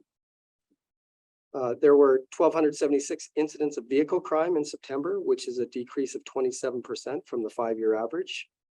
466 fewer incidents, and is on par for the 2021 numbers. So still seeing a trend below as kind of after the COVID period. If we look at year to date, the vehicle crime is within the expected range for 5-year averages. In September, citywide disorder activity was comparable to the 5-year average, very close. Year to date, disorder activity is slightly lower than the 5-year average, 1,678 fewer calls. When we look into those calls, unwanted guests, suspicious persons, and disturbances accounted for 62% of the disorder-related offenses. One thing that was noteworthy year to date, we're finding mental health concerns have increased by 40% as compared to the 5-year average. So we are seeing an upward trend that way. We've had 4,640 versus 3,300 being the average. Switching to another one, building a bit on what Ryan was speaking about, the gun and drug related investigations. We've seen a lot of significant files come through over the last couple of months. You've probably noted it on social media. We've been putting a lot of information out around arrests and good seizures. One example was in early October, 5 people from Calgary were charged with multiple counts of possessing imitation firearms offenses, edged weapons, drugs, and stolen property after a complex investigation in District 2. During a search warrant involved with that investigation, police recovered a number of different drugs, methamphetamine, fentanyl, and crack cocaine, but probably more importantly, 11 firearms and imitation firearms and 100 edged weapons, including knives and machetes and other weapons. That was released to the media as well. As I mentioned, arrests were made in that case. As well, just for the commission and the public's awareness, we did hold a CPS and business advisory town hall on October 12th. That was in partnership with Councillor Sonia Sharp, who's the chair of the City Business Advisory Committee, and Councillor Evan Spencer, and I know Councillor Walcott, you were there as well. That was focused on crime facing the business community specifically. We wanted to open it up to the public to come in and talk with us about not only what the picture looks like, but what businesses can do in partnership with us to be more effective from a crime prevention perspective. We had a good session there with about 50 business leaders and leaders from the business community to talk about those different topics. We also had a panel inclusive of patrol, our community resource officers, crime prevention officers, and our poet officers. So that was a good event. We look forward to doing more like that in the future. Grandparent scam and senior frauds, we continue to see that trend happening. To that end, there's been a number of investigations. District 6 is coordinating all of those investigations and working across all districts to ensure we have good continuity. A variety of offenders have been identified, and recently 2 more suspects were charged with several offenses. We did a media release on September 29th on that. Given the vulnerability that we're seeing there, and it's not just in our jurisdiction, it's in others, there's some crime prevention efforts going on with some materials that I put a sample of there to be placed and circulated among community resource officers with distribution groups, newsletters, and other supporting agencies. To date, we've seen 233 incidents of these scams, with 6 occurring in October, which is why we're emphasizing more focus on that. Lastly, I'll just touch on traffic safety. I know it's not in the crime category, but I know it's of interest to people. In September, the fatal collision count increased to 14, resulting from 5 fatal collisions. The current total now surpasses the 2021 numbers, but continues to remain below 2020 numbers by 30%. Driving up the spike in fatal collisions in the month of September were collisions involving vulnerable road users such as pedestrians and motorcyclists, which accounted for 4 out of the 5 collisions. 3 of the fatalities were motorcyclists. 9 of the 14 fatal collisions are being investigated for unsafe or excessive speed. So speeding continues to be a problem that we're focusing on. The CPS, our traffic section, is working as part of the Alberta Association of Chiefs of Police Traffic Subcommittee to look at potential options, such as legislative changes, and things we can do to deter excessive speeding. We've had a number of traffic safety requests over September, specifically focused in and around school safety, pedestrian safety. As a result of that, 96% of those were completed by our traffic section, the rest completed by the districts, ensuring that we educate the public on safe spaces around schools. And lastly, the Fall Commercial Vehicle Services Association multi-agency blitz occurred. And we do this regularly, not just in fall, but throughout the year. Over a 3-day check, a total of 224 vehicles were inspected, with 136 vehicles found to have critical defects and being placed out of service. 54 vehicles found to have major defects that required attention, and 34 that passed with no critical defects. Total of 182 violation tickets issued through that enforcement exercise. And it should be noted that they pull in the vehicles based on the ones that appear to have some issues already. So that might sway the numbers as far as your perception on how big of a problem that is. But I'll leave it there. Okay, thank you. And I know the questions for those 2 updates will come after. We'll finish the anti-racism update. And for that, I'll turn it over to Acting Deputy Chief Asif Rashid, who's just put on a pair of glasses I haven't seen before. So that's very impressive. The times they are changing, Chief. Thank you for the invitation, and I'm delivering this update on behalf of Deputy Chief McClelland, who's not able to be with us today. So I feel very privileged for the invitation. Thank you very much. The purpose of the report that's been submitted is to provide members of the Police Commission and our public partners an update on the ongoing work of the anti-racism commitments, including but not limited to the work of the Anti-Racism Action Committee. Our endeavors to facilitate an environment conducive to learning with the organization continues, and to that end, our executive and senior leadership team is committed to participating in anti-racism workshops every 6 weeks, and they started in July of this year. Those structured learning opportunities have been ranged amongst a myriad of disciplines thus far, including the journey of becoming an anti-racist leader, resistances and denials to systemic racism, part 1, and then most recently, resistances and denials of systemic racism, part 2 was delivered just a couple of weeks ago. These workshops we anticipate will continue on into 2023. Similarly, earlier this month, we were fortunate to work with our partners at the Police Commission in co-hosting a workshop, and that collaborative learning opportunity was deemed to be quite valuable, at least from the members that attended, and provided an evaluative update afterwards. At that session, there was actually an inquiry that was made by a Police Commission member who was inquiring about how well the training was being received by our frontline members. And that training continues. We're into the final throes of the first installation of that training. I think I can describe the feedback of our frontline members as being reassuringly positive. And if I was to arrange it into 3 separate themes, they include that our frontline officers are looking for everyday experiences felt by people within the Calgary Police Service employees who are from Black, racialized, or Indigenous backgrounds. So there's been some inquisitiveness around that. Also looking for some messaging and some tools that can equip our frontline officers with their everyday interactions with Calgarians when questions about racist practices in institutions are raised. And then finally, debunking some of the myths about racism and how it manifests itself within a number of public serving sectors, including policing. So that is great. Armed with that feedback, we intend to roll out face-to-face training with our frontline members, starting with block training in early January 2023. So that is going very well as well. The commission was presented with a strategic roadmap on anti-racism a couple of months ago. And as you know, in order to ratify our strategic roadmap and make sure that it is aligned with community expectations, we're working with Habitus and Action Dignity to conduct some internal and external consultations to evaluate that strategic roadmap. Tier 1 of those consultations has completed, with Action Dignity having met with our Anti-Racism Action Committee and all of our 9 advisory boards as well. The one-on-one sessions internally with members of the senior and executive leadership team continues, and we hope to have all of the engagement done with all of our membership, including a series of focus groups in December, wrapped up by the end of this year.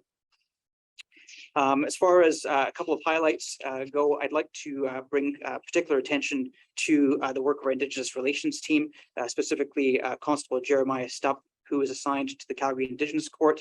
I'm proud to announce that he's been notified that he's a recipient of the Alberta Association of Chiefs of Police Indigenous Award of Distinction for his work in our restorative justice program, and he'll be taking a receipt of that award in November. So that was a great accomplishment for the Indigenous Relations team. Chair, you spoke about the crisis transformation work that the CPS is involved in. And again, on October the 11th, Mayor Gondek, Chief Neufeld, and Ms. Joy Bowenair of the Alex announced a new partnership to co-create and deliver a community-based model on crisis response in East Calgary. As of early this week, a governance model has been established in a steering committee, and it's anticipated that with the onboarding, hiring, and training of the community-based crisis workers, we anticipate that we will be able to deliver and begin deploying these multidisciplinary crisis response teams later on this fall. This most recent collaboration kind of complements the ongoing work and crisis reformations that the CPS and the city to the Community Safety Investment Framework are committed to, including, as you know, the embedding of the Distress Center 211 representatives into our Calgary 911 call center, and similarly working with our partners at the Alpha House most recently, who've been instrumental in assisting with calls in District 1 in the downtown core involving the unhoused or most vulnerable components of our community. Those are my updates, Chair. Thank you very much. So I'll open it up to questions from Commission for all of these reports. So, Commissioner Rosa. Yes, thank you. In the report, it mentioned the creation of the Canadian Cyber Assessment Training and Experimentation Center. Can you talk a little bit more about how that partnership will work? And then there was just, even in the verbal commentary, there was, it talks about the upward trend in commercial and role job robberies. Can you just tell me what role job means?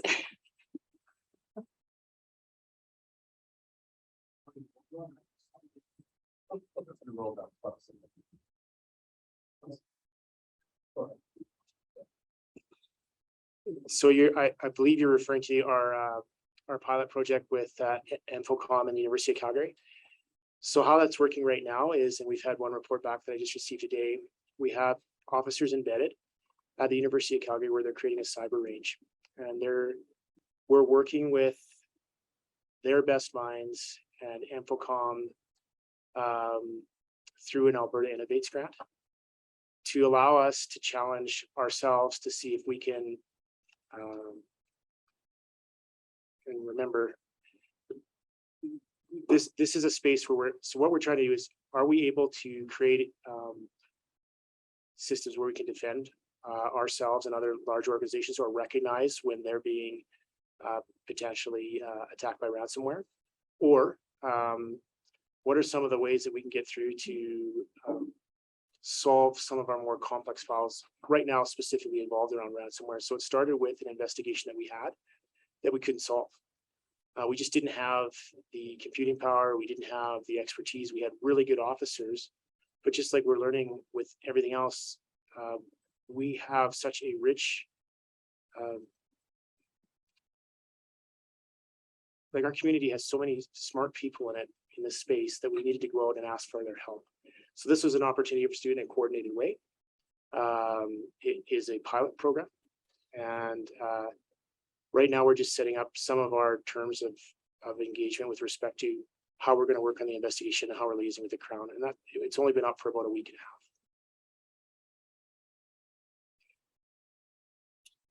Oh, and a role job robbery. Sorry, that's when you're basically, jumped in the street and assaulted and your money taken or your valuables taken. Got it. Thank you very much. Yeah, it's a little bit more rudimentary as opposed to like a commercial robbery of a bank or something like that. The role job is a term that's been around for a long time for somebody takes your cell phone or your shoes or whatever. For personal robbery, in essence. Like being mugged. Mugged, there's Yeah. another one, yeah. Thank you. Courtney, Commissioner Walcott, you can go first this time. Commissioner. North Pagan and I are gonna be competing for this entire time, but who gets to go first? I was just wondering if there was an update since, well, I mean, it's only been a couple of days since Friday when the handgun ban came into effect. I know we had talked about it earlier in the summer, and at that time, there hadn't been much conversation just because regulations hadn't, or legislation hadn't really made its way down. Since Friday, I'm curious if you've had any other updates about kind of how that might impact some of the day-to-day operations and some of the things that we're describing in our crime report. So we had an opportunity. I was part of a team that included our legal and a member of our firearms investigative team and a member of public affairs that met with representatives from the federal government. They outlined what that program would look like potentially if Calgary was to participate. We listened because we had to bring that information back to the executive for discussion. We asked them questions around who in the city they'd been speaking to, because they indicated that they had connected to the city at that time, but they couldn't tell us. So we're working on getting that answer. They at that time told us that they had not recently or directly communicated with the province. And so what they generally described was if we were to participate, and that's a decision that we have not made at all, it would look like a model where if we had to take on extra resources, they might fund that in order to take on firearms. There's a number of complexities involved in that we'd have to work through, including what happens to those firearms between the time they're turned in and the time we can legally dispose of them, and how potentially, we record what comes in and how money goes out. So I guess if I was just going to succinctly say it, we had one meeting that we were able to bring information back to the chief and the executive to discuss, and we've agreed to a second meeting that's happening in the next 2 weeks. And I think just to clarify, that's a really good answer to the gun buyback program, but I think you're asking about the handgun legislation, are you not? All of the above, actually. So that was like, I expected that to be a part of the answer, absolutely. In particular, for the answer that you provided, I was really focusing in as well too on the domestic violence numbers that are coming through, and if I was going to follow up anyway about any relation to the domestic violence numbers and then the shootings that we're seeing that are not related to organized crime, if there was a correlation there. And then I was likely going to follow up with what you just described about the actual, what is the actual impact there. So it was like, truly, it was like I was going there anyway. So it's a good answer. Well, it's good to know. So I would say just in relation then to the handgun ban itself, which is relatively new, probably nothing new since Friday, substantive to give you here in relation to that. And I think the last part of your question was, have any of the additional shootings been connected to domestic violence? And the answer to that is yes, there has been an increase since the last reporting on that. That number, I think, is down that segment below the 5-year average, but there have been, I think, one of late domestic homicide. Thank you. I know it's still early in this process, so I do appreciate the context. Thank you, Chair. And Commissioner North Pagan. Yes, I heard a young man's name that came up on this table, Jeremiah Stump. And I want to first send a congratulations to him. He's actually from my nation back home, Piikani Nation, and he was one of the younger kids running around all the time. And I'm really glad that he's succeeding in a system that is, so difficult to, navigate through as an Indigenous person. I'm really proud of that young man. So just send that forward. And I respect his mom, Linda, quite well. So that's how close our communities are. We're all related. So hence all my relations, right? So, with that being said, we were talking about this, this anti-racism, trek to anti-racism. One of the things that I really saw that was a powerful aspect through the last graduation I attended, I was actually invited into the back of Medawawa, and I was being herded upstairs, and you can't herd, I'm just like a cat, you can't herd cats, right? So I went the other way, and I ended up in the back of Medawawa Armories with the new front line. And with the Indigenous elder there, who I'm very close to, he's actually a Canadian Forces veteran like myself.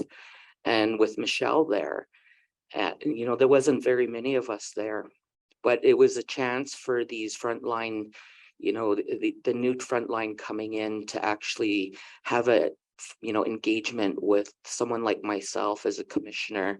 And I actually knew one of those gentlemen that graduated, and he was trying so hard to get into CPS. And when he saw me there, because I was so hard on him back in the, you know, day when he was doing security, and it really made him, it really impacted him for me to turn around and say, congratulations. I made that boy cry that day.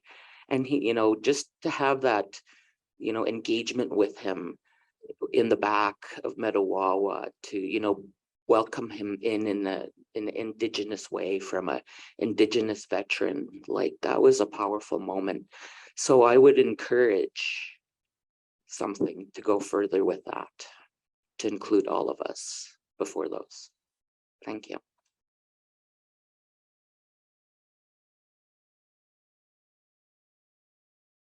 Great comments, Commissioner. And if I can just add on to that, our next graduation is this Friday at Metawawa, and we have confirmed that the commission members will be joining the recruits for the smudge. And I've also requested that the executive also join the recruits and the CCLC for that smudge, because we want to make that an inclusive ceremony. And so it's off to a great start, and we're going to expand. Thank you for that. Thank you for the response. Other questions about the crime trends reports? No. Commissioner Lynch Proctor. Thanks, Chair. I appreciated the update on the domestic violence statistics. I was going to ask the same question about the correlation there, and I'm not surprised to hear that, because it does seem like the shelters are still struggling with capacity and refer to it as the shadow pandemic, you know, with a significant number of cases not getting reported. I think it's 65% or higher that actually don't get reported. So we haven't heard in a while what the CPS, like what sort of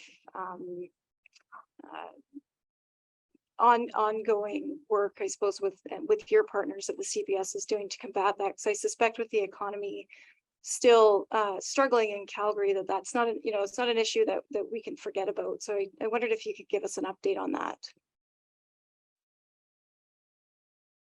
I don't know if I know that's in your area, and I don't want to put you on the spot here. I think we're still very engaged, as we always are, with our partners in that space. What we're still seeing is the trending that we talked about before, where the number of domestic violence calls where violence has happened is still down. However, the number of domestic violence assists, basically where individuals are looking for assistance before things have gotten to violence, or maybe information about court orders or child custody arrangements or whatever that type of thing is, those kind of numbers are up.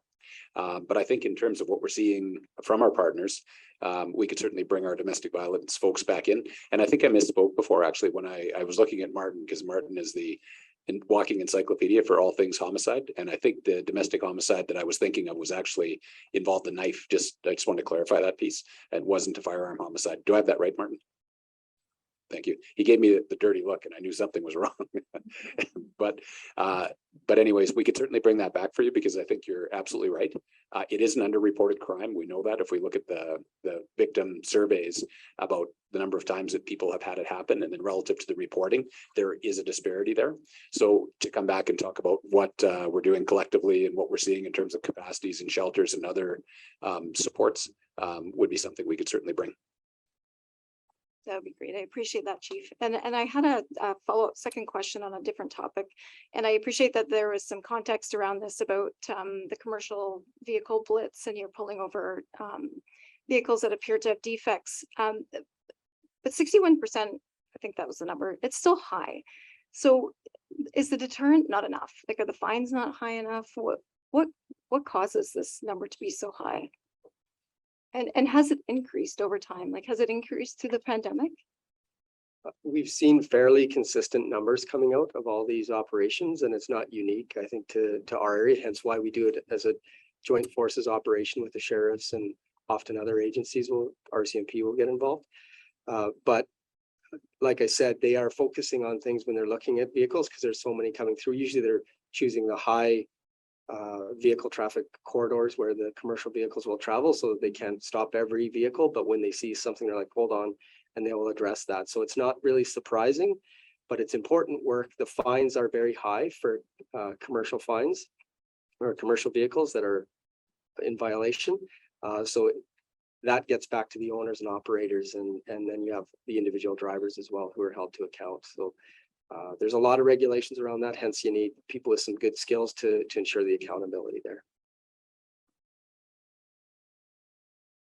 Great, thank you. I have one question that I'd like to ask, which is a little bit higher level, but it builds on to some of the conversation that was here. There are things that are very definitely Calgary based around domestic violence and some of the traffic things.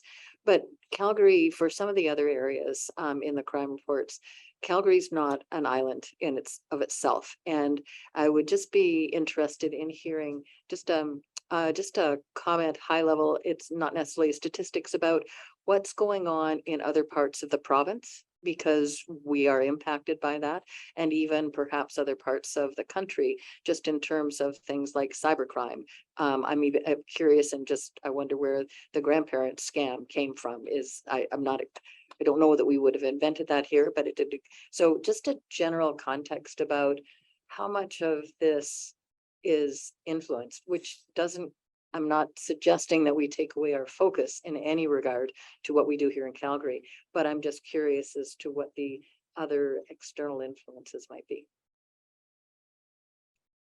I can start, and certainly Chad might have some other thoughts, and Ryan might have some around specifically cyber or whatever the case might be. I think if we look at the CSI, the crime severity indicators, those are actually good comparators because those are all the agencies across the country. And I think when it comes to violent crime severity, I think we're seeing in major cities or the large cities across the country, we're seeing a very similar thing.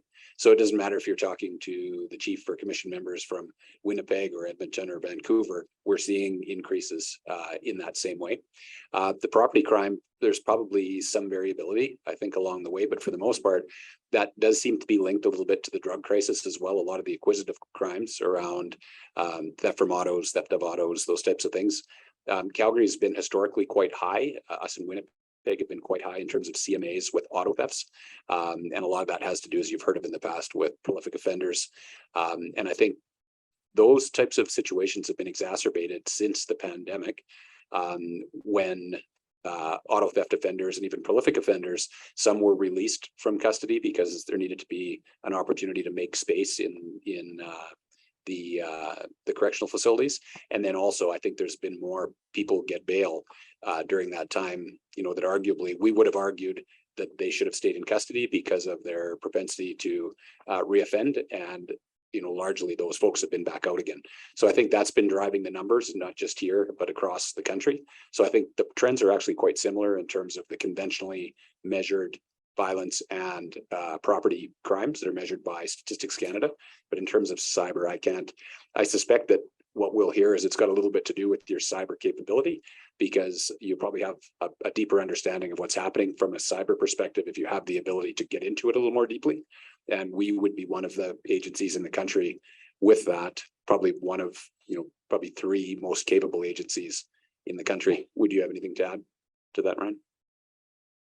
I would agree with that. So just to give you some context, the people that are responsible for these grandparent scams, they're not necessarily based in Calgary. In fact, I would suggest most of them are based not even in this country. We have worked regularly with our partner agencies, most recently Ontario, to target some of the origins of these scams. So the same people that are targeting Calgarians are targeting people from Toronto, they're targeting people from Winnipeg, and all of us are sharing that information and working together to try and solve it. Just to go to your very first question, what else is happening in the province with respect to major crimes? Just yesterday, I shared a report with the executive from my counterpart in Edmonton. We're comparable on homicides. They have two more than we do at this point, and a lot of their violent crimes are exactly on par with what we have, with one variance being that they're having some serious home invasions. So when we have these discussions, we're having the discussions, it's like talking to somebody that's working with you in the same room, except it's happening in another city. So it's very comparable. And just to build on that, we do share information across agencies and not just in Alberta. A recent example was pharmacy robberies occurring in Ontario. They're starting to see an uptick there.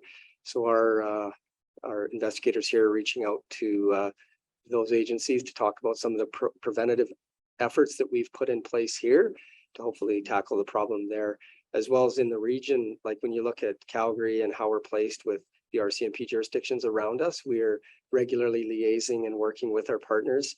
And there's a regular, crime intelligence sharing conference call where we discuss what's trending in, what's coming out, and those types of things, so we can work together collectively on this. But we are seeing very similar trends across the region. Thank you very much. And thank you. Any other questions? No. And thank you for all of those reports. Very helpful to be updated on all that's going on. With that, we'll move on to the next item agenda, which is the Executive Director report, item 6. I have a written report and nothing to add. Thank you. Any questions for Ms. Spicer? Nope. Okay. And from there, we'll go into the representative updates. These reports and items are from commissioners who represent our commission on various associations and committees.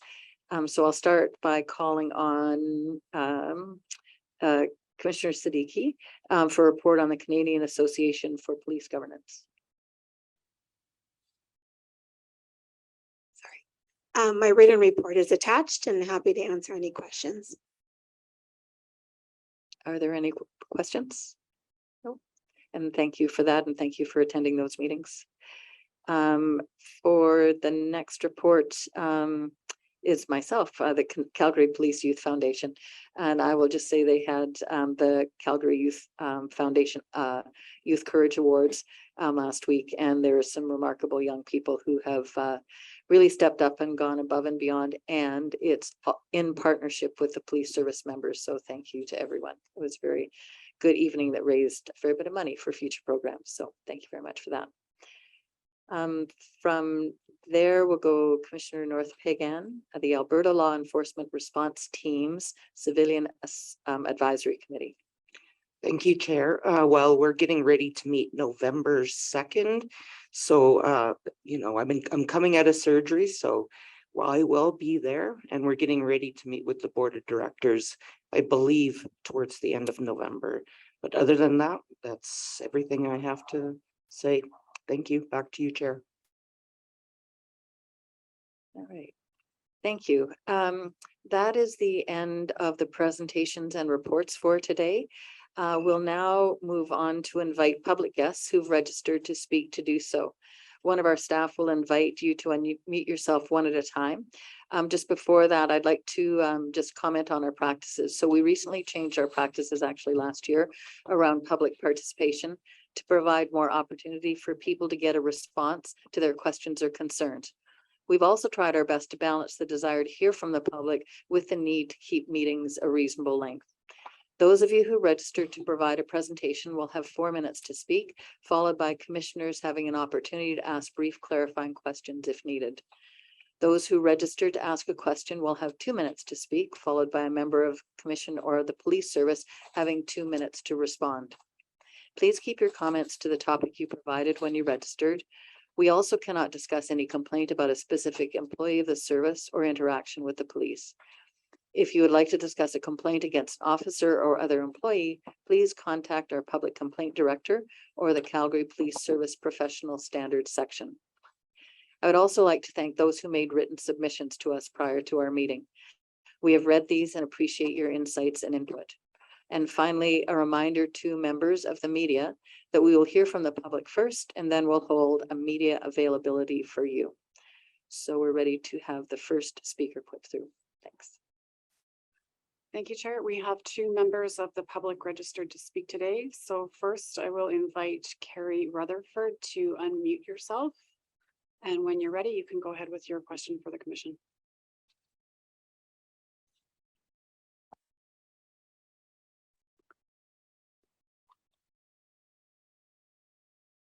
Check 2. Is it on? Yes, we can hear you. Go ahead. Thanks. Thank you. I just want to acknowledge right at the start, as a member of the Truth and Reconciliation Research Action Team, the cultural sensitivity that was mentioned during the missing persons report that was given earlier. I'll just leave that there. So I'm Carrie Rutherford. I have settler ancestry from both my parents' sides, and as I said, I'm a member of the Truth and Reconciliation Research Action Team for the Calgary Alliance for the Common Good. I want to relate a question our Research Action Team co-chair, Wapusky Miskanek Zeus, asked us recently. She asked us, do you know why nurses carry red crayons in their pockets? And the answer is, well, they may need to draw blood. And yes, in fact, that is a joke. And the purpose of that, as she had, was to relax us, and so we could listen better. And I tell it with the same intention. Our next question is, when will the Calgary Police Commission demand implementation of a budget line item for the CPS Indigenous Relations Office that includes Indigenous liaison officers? When the NWMP were formed, becoming subsequently the RCMP, their primary directive was to protect the settlers, the stolen land, and the resources from the savages. Their training is the template for all local police training across Canada. Consequently, their biases are built into local training of police officers, including the Calgary City Police. Why do we say bias? Canada's Indigenous peoples are 10 times more likely to be killed by police than non-Indigenous people, despite the overall Indigenous population being less than 5% of the total population. The incidence of Indigenous people who die by police is roughly 18% of all victims killed by police in Canada between 2000 and 2020. Ryan, I don't know if it's the same Ryan or not, sorry, but Ryan, the Inspector of Major Crimes Unit, said that 40% of his work is directly related to work with Indigenous people.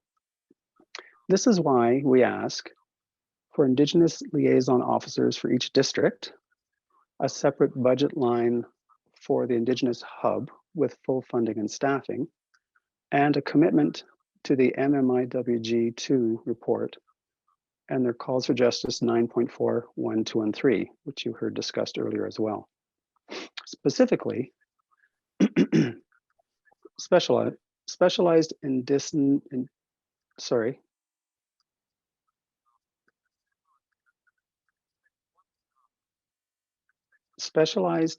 Indigenous policing units within all non-Indigenous police services are to be, 1, staffed with experienced and well-trained Indigenous investigators who will be the primary lead investigative teams and officers overseeing the investigation of cases involving Indigenous women, girls, and Two-Spirit people.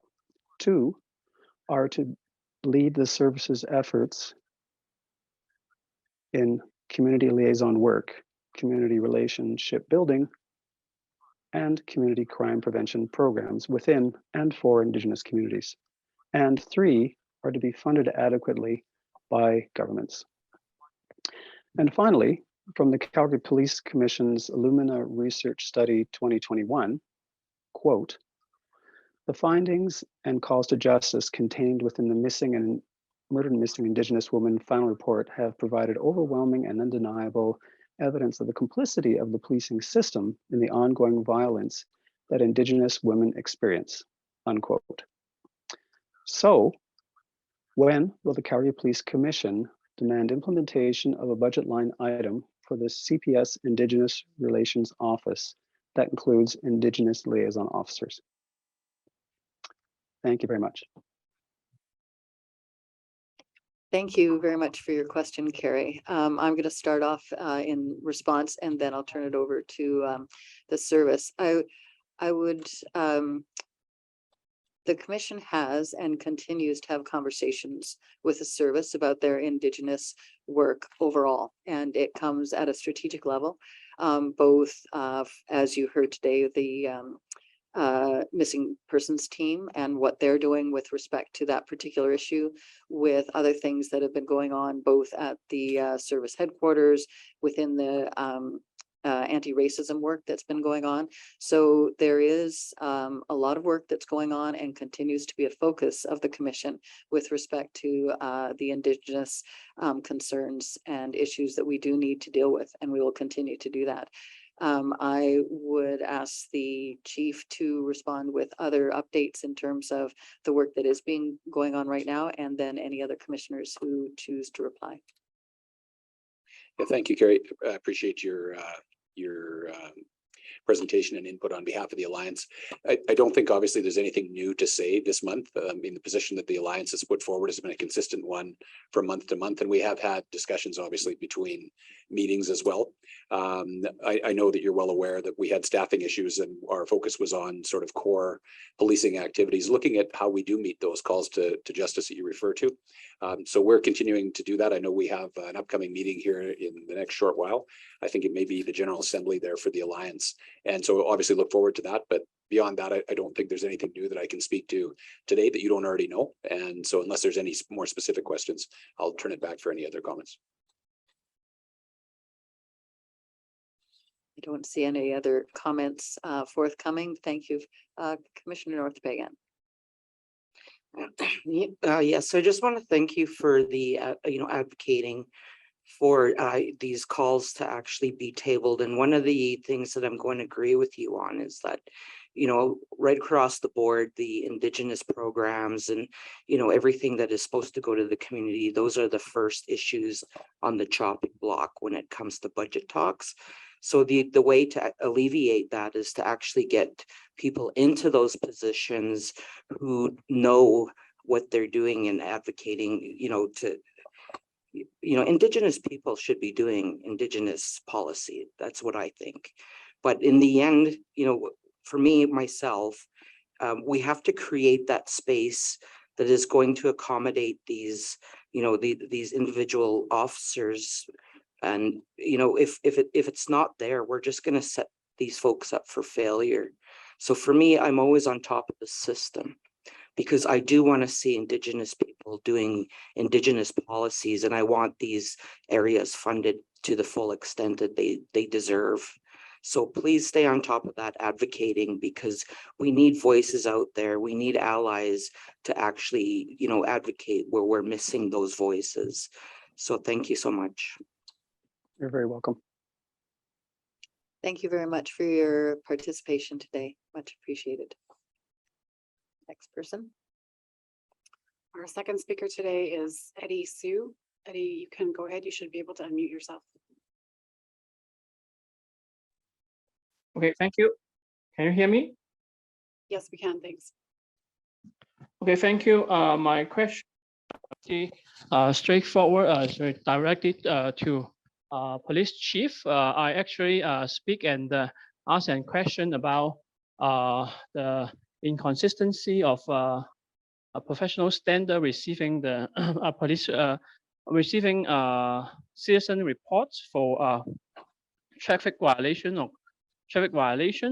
And since the police chief actually replied with me with pretty good attention and asked me actually can be contacted by the police and meet by the police to speak in more detail and meet me in person. Unfortunately, after the meeting, I had reached out, but unfortunately, I had not been able to find any contact from the police police service, although had got pretty good support from the police commission, and the director of communication actually promised to help me to reach out, but unfortunately haven't got any reply from the police service. So I just want to follow up and check whether that promise can be kept, and more importantly, probably another fact is the management of the CPS is actually have a great vision and great work, but looks like in order to keep their promise, the implementation probably have to be solid. So that would be my question. Thank you. Hi, Eddie. Yeah, thank you for the question. And so, yes, I recall the discussion we had last time, and I thought we would have gotten connected. And so it just must be just a communications issue here, because I know we have talked in the past, and certainly we're willing to speak to you about this. I understand we do have contact information, and it sounds like maybe you've been in touch with Deborah as well. So I can't see any reason why we shouldn't be able to just get connected, given that you're back now. So does that answer your question? If we're committing to get connected to learn more about your issues, is that sufficient? Oh, absolutely. Yes. Thank you so much. Okay, thank you. We will definitely do that. Thank you. I don't think there's any further public participants who would like to join us today. So I will thank the two people who did participate for your comments and questions. I would like now to adjourn the public portion of this month's commission meeting and thank everyone for coming today. Calgary Police Service members and members of the public can now leave the meeting if they choose. Commissioners may choose to take a break if you wish. The chief and I will stay on to take questions from media. Commissioners and presenters for the in-camera portion of the meeting are asked to sign in using the meeting's link in 15 minutes. So with that, we'll move on to the media portion of the questions. Thank you, Chair. We have two partners from media who have registered to speak, and I note there are others on the line. So I would just ask that aside from the two who've registered, if you do have a question, please use the raise hand function in the gallery, and I will call on you in turn. The first registered participant is Adam Toy. Adam, if you had a question today, please go ahead. Yeah, thanks for taking my question today. Question for the police chief in regards to some of the what appear to be trends from your community policing and investigative support bureaus. To this layperson, it appears as if many of the different types of crimes seem to be trending towards, we'll call them pre-pandemic norms. I'm wondering if I'm seeing that correctly. And I'm wondering how that, in light of an increase in gun violence, is shaping your services response and or approaches to what we could call a new normal.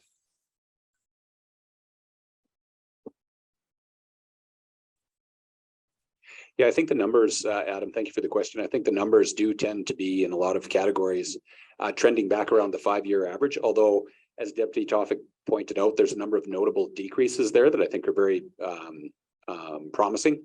So of course, they don't become trends in 1 or 2 months or anything. So we're certainly going to continue to watch that. In terms of the gun violence, that's up too high, as we've talked many times. I am actually encouraged, though, by the fact that there's been excellent work done by the members of the service in all areas, and there's been a number of very notable arrests. And I think one thing that we're sort of seeing trend-wise is that there has been some, what I would say, significant arrests made involving people who are active in violence in the city. And while they may not be charges laid specifically in relation to a shooting, because that can be difficult if you don't have individuals who are wanting to cooperate, but then information comes forward to investigators, or as a result of some good proactive police work, there's somebody's caught with firearms or whatever the case might be. We're seeing some big seizures, as you've seen, of weapons, and also some charges laid, very serious charges around that. And that will also impact gun violence in the city in a very positive way. So it almost seems like a bit of an indirect route, but there's been some very, very positive developments in respect of gun violence. But as far as the year goes, we're far higher than I would ever want to see us. That's all questions I had. Thanks so much.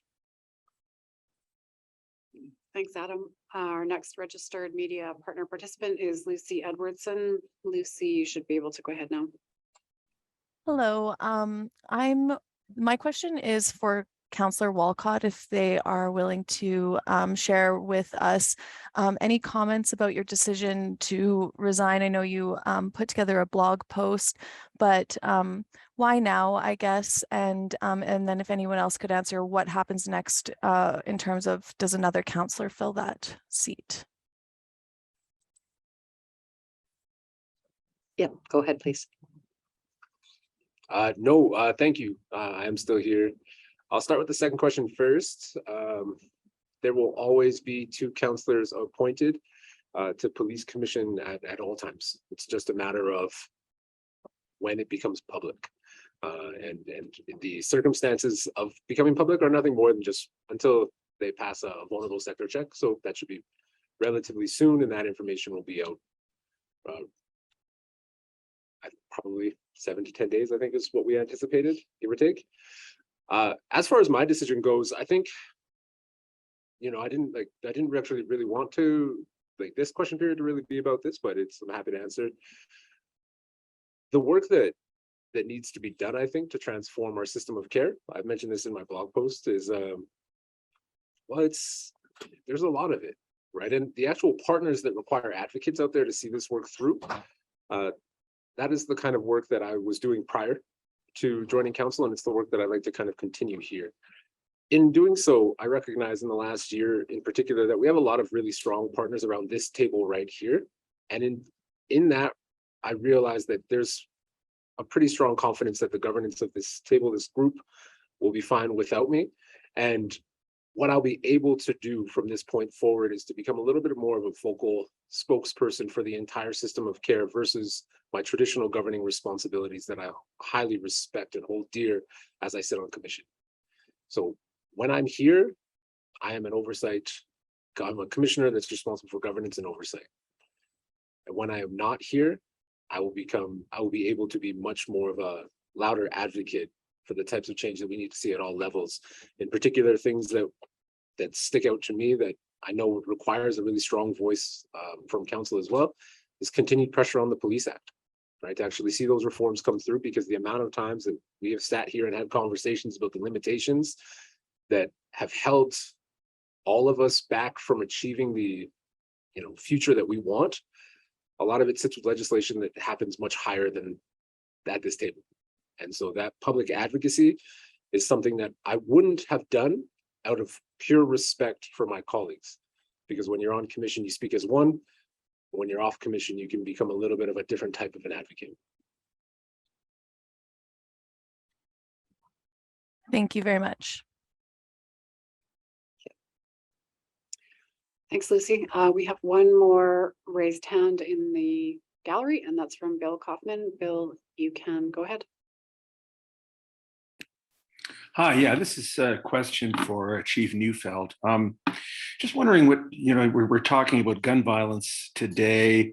What do you think of this handgun freeze, the freeze on selling and purchasing and transferring handguns? I mean, do you think that's going to have an impact on this kind of crime, at least eventually?